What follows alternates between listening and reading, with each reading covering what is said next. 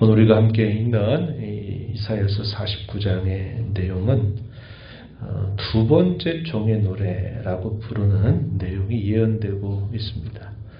이사야서 우리가 40장 이하에서 하나님께서 자기 백성들을 위로하신다 하시는 말씀을 계속 전달해 주면서 하나님이 자기 백성에 궁극적으로 약속하신 것은 그들에 대한 징계에 넘어서 그들을 회복시키고 새롭게 하신다 하시는 그 약속을 거듭 주고 계시는데, 이러한 일을 이룰 자가 누구냐? 여호와께서 장차 보내주실 그의 종을 통해서 이러한 일을 이루실 것이다 하는 사실을 구체적으로 말씀을 해주십니다.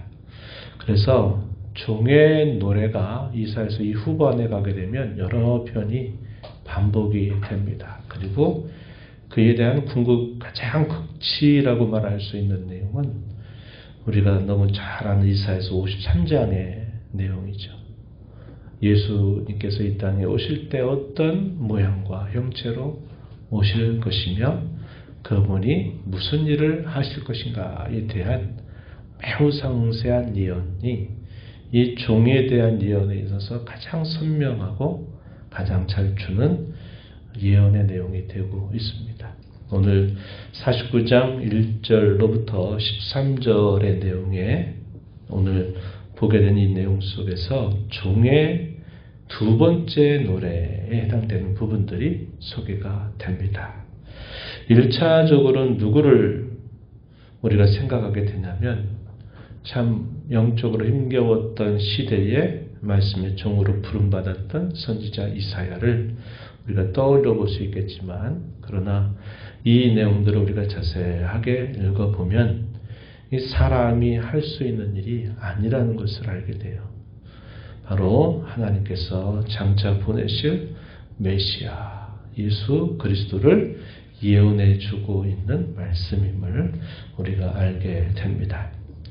구약의 말로는 메시아다라고 말하고요. 신약에 와서는 그리스도다 이렇게 말합니다. 같은 말에 대한 다른 번역에 있다 하는 것을 우리가 알게 되죠. 그래서 1절부터 23절의 내용은 두 번째 종의 노래를 담고 있는데, 장차 메시아가 와서 그가 할 일이 무엇이고 또 그가 할 일들을 통해서 얻게 되는 결과가 무엇인가에 대해서 우리에게 자세하게 안내해 줍니다. 그리고 그에 대한 그 화답으로서 하늘과 땅과 산들이 여호와 하나님을 찬양하게 될 것이다 하는 이 사실을 이 종의 노래에서 마지막 절에서 그러한 내용들을 해주고 있고요. 그리고 그 다음에 이어지는 말씀의 내용은 하나님께서는 결코 자기 백성들을 잊지 않으신다 하는 내용을 소개해 줍니다. 자기 백성들이 당하는 역사적인 시련과 여러 고초 앞에서 우리가 이런 일을 당하는 것 보니 여호와께서 우리를 버리신 결과가 아니겠는가, 여호와께서 우리를 잊어버리신 것이 아닌가, 이러한 생각을 그들이 품게 되는데 그것은 오해다 이 사실을 이야기합니다.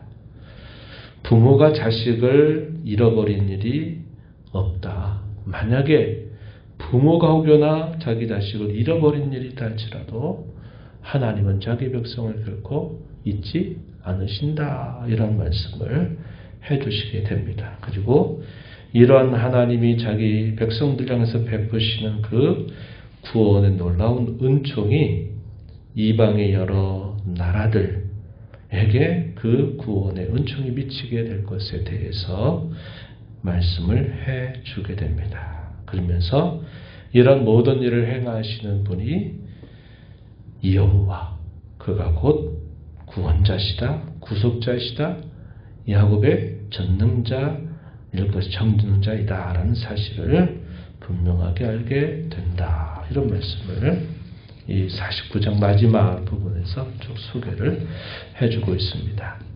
한번 이 부분들을 좀 살펴보시죠. 1절 가서 보시면 섬들아 내게 들으라 먼 곳 백성들아 귀를 기울이라 여호와께서 태에서부터 나를 부르셨고 내 어머니의 복중에서부터 내 이름을 기억하셨다.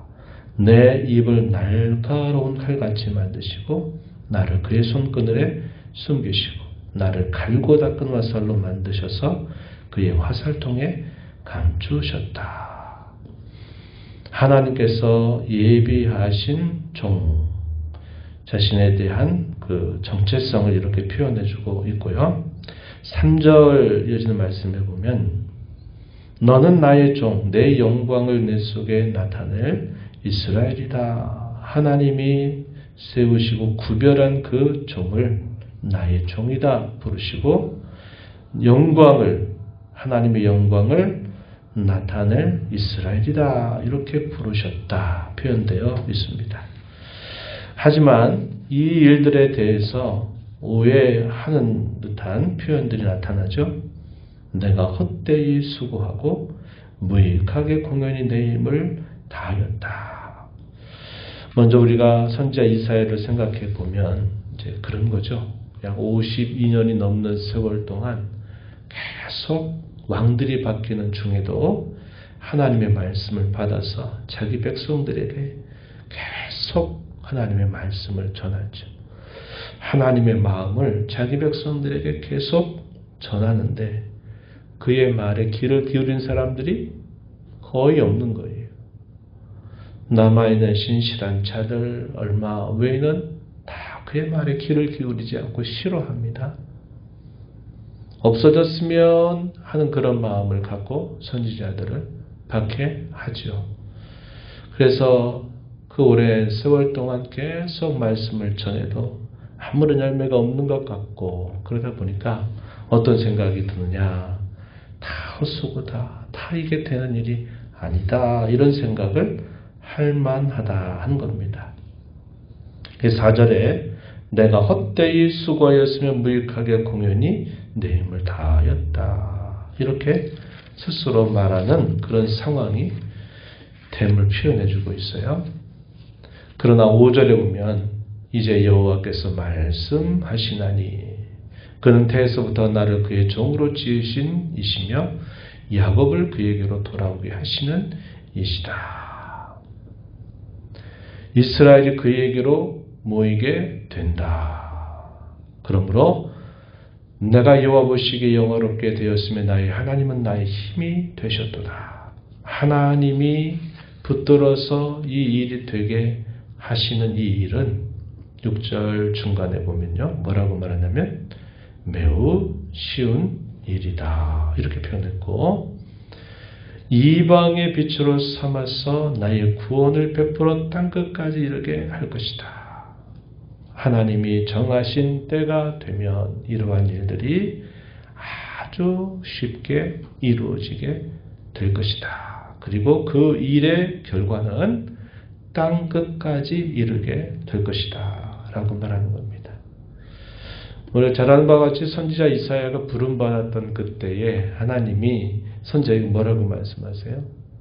너는 가서 내 말을 전하지만 그들의 눈이 감기고 그들의 귀가 닫히고 그들의 마음이 밀어내서 깨닫지 못하게 될 거다. 그래도 너는 가서 전해라. 이런 말씀을 처음부터 이사야에게 주셨단 말이죠. 그리고 그가 계속 한 반세기 이런 정도 가까이 계속 말씀을 전하는 중에도 계속 뭔가 나타나는 일들이 없어 보인다 이 말입니다. 그러나 하나님이 때가 되면 그가 보내실 그 종을 통해서 이런 모든 일들을 아주 쉽게 이루실 것이다. 그 일의 결과는 땅끝까지 미치게 될 것이다. 이렇게 말하는 겁니다. 이러한 말씀들이 당시 구약의 말씀을 잘 듣는 백성일지라도 그 말씀의 분위기는 알죠. 하나님이 때가 되면 이렇게 하시는구나. 소망이 분명히 되는 말씀이지만 이런 말씀들이 구체적으로 어떻게 실현될까에 대해서는 잘 알지 못해요. 그러나 우리는 신약에 있는 이 말씀들을 쭉 기억해 보면 이러한 말씀이 바로 이렇게 성취가 되었구나. 이것을 우리가 알 수 있게 되는 겁니다. 그래서 이것이 메시아께서 오셔서 하실 일에 대한 예언의 말씀이 됨을 보게 된다는 겁니다. 그가 오셔서 하실 일들, 왕들이 그 종을 보고 일어설 것이고 고관들이 그 종에게 경배하게 될 것이다. 7절에 그렇게 말하고요. 공고한 백성들을 세워주실 것이다 라고 말합니다. 백성의 언약으로 삼을 것이고 나라를 일으켜서 황무했던 땅을 기업으로 상속하게 하실 것이다. 이렇게 또 예언합니다. 자기 백성들이 이끌되 샘물 근원으로 인도하실 것이다. 10절에서 그렇게 말하죠. 바울 사도는 이 말씀을 인용해서 뭐라고 표현을 하냐면요. 지금이 은혜 받을 만한 때고 지금이 구원의 날이다 라는 말씀을 한 바가 있어요.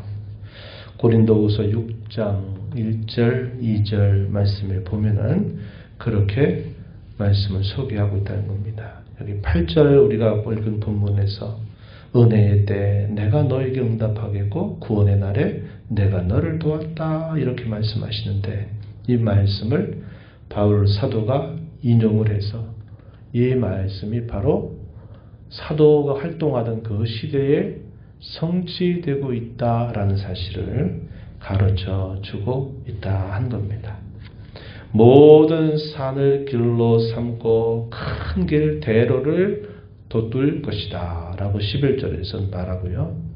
그 결과 12절에 보면 먼 곳에서부터 북쪽과 서쪽에서 신임 땅에서 돌아오게 될 것이다. 이렇게 말합니다.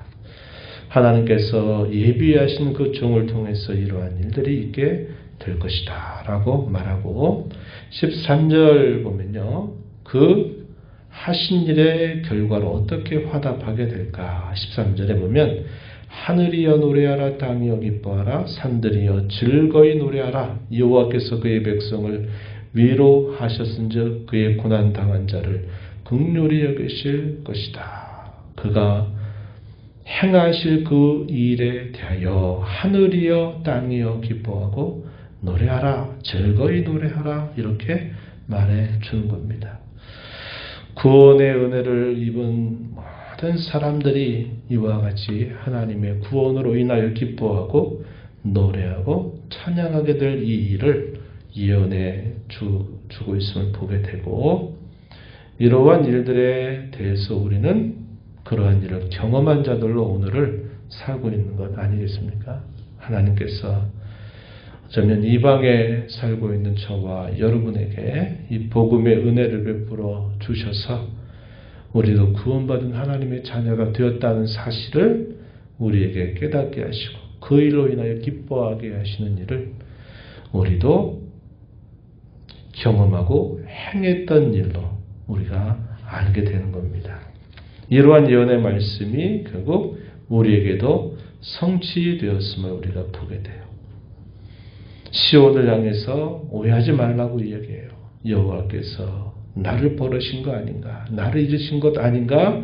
이렇게 생각하지 말 것을 이야기하십니다. 15절 우리 잘 기억하는 말씀이죠. 여인이 어찌 그 젖먹는 자식을 잊겠으며 자기 태에서 난 아들을 긍휼히 여기지 않겠느냐. 그들은 혹시 잊을지라도 나는 너를 잊지 아니할 것이다. 하나님은 우리가 생각하는 것처럼 우리가 당하는 여러 시련과 어려움들 때문에 하나님이 우리를 외면하는 것 아닌가, 멀리 계시는 거 아닌가라고 생각하게 되지만 그것은 다 우리의 오해일 뿐이다. 하나님은 결코 우리를 잊지 아니하시고 우리를 그의 손바닥에 새겨두고 계시다. 이렇게 말씀을 해주게 됩니다. 그래서 이러한 하나님의 구원의 역사가 계속 이루어지면서 열방 가운데서도 이 일들의 열매가 나타나게 될 것을 말씀하십니다. 이것이 하나님이 행하실 놀라운 일임을 우리에게 보여주죠.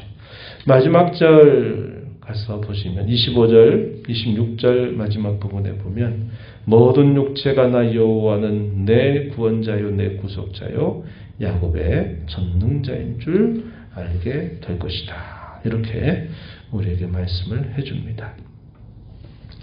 오늘 우리가 이 말씀을 통해서 하나님이 저와 여러분에게 베푸신 이 구원의 은혜는 우리의 인생 가운데 가장 큰 은혜라는 사실을 우리는 기억해야 하겠고, 우리가 이 땅에 살아가면서 이런 삶의 이런저런 삶의 굴곡을 만나게 될 때 하나님이 나를 혹시 외면하는 것 아닌가, 내 기도를 듣지 아니하신 것 아닌가 하는 그런 생각이 우리에게 찾아올 수 있지만 하나님은 결코 우리를 잊지 않고 그의 손바닥에 마치 새겨두신 것처럼 언제나 우리를 반드시 도우시고 우리의 모든 일들 속에서 구원의 은혜를 여전히 베푸실 것을 우리는 언제나 신뢰하면서 우리는 이 구원이 온전히 완성되게 될 그날을 소망 중 바라보면서 주님을 찬양하며 기뻐하는 삶을 살아가야 하겠습니다. 하나님 아버지 감사합니다.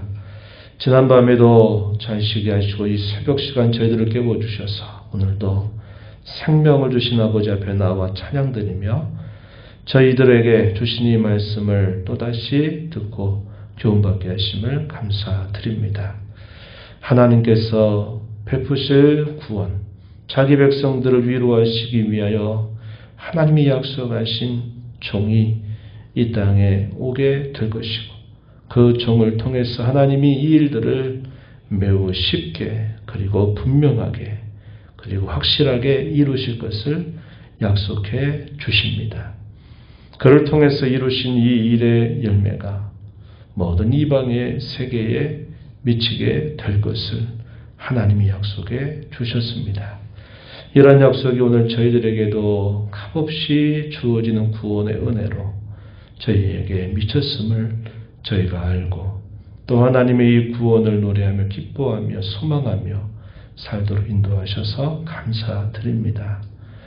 여전히 오늘의 저희들이 살아가는 삶 속에서 계속되는 이 구원의 역사를 기뻐하면서 하나님이 우리를 버리신 것 아닌가, 외면하신 것 아닌가 오해하지 않게 하시고 저희들은 언제나 주의 손바닥에 새겨서 저희들에게 필요할 때마다 날 가까이 찾아오셔서 특별한 은혜로 저희들을 붙들어 주심을 신뢰하며 살아가는 저희가 되게 하여 주옵소서.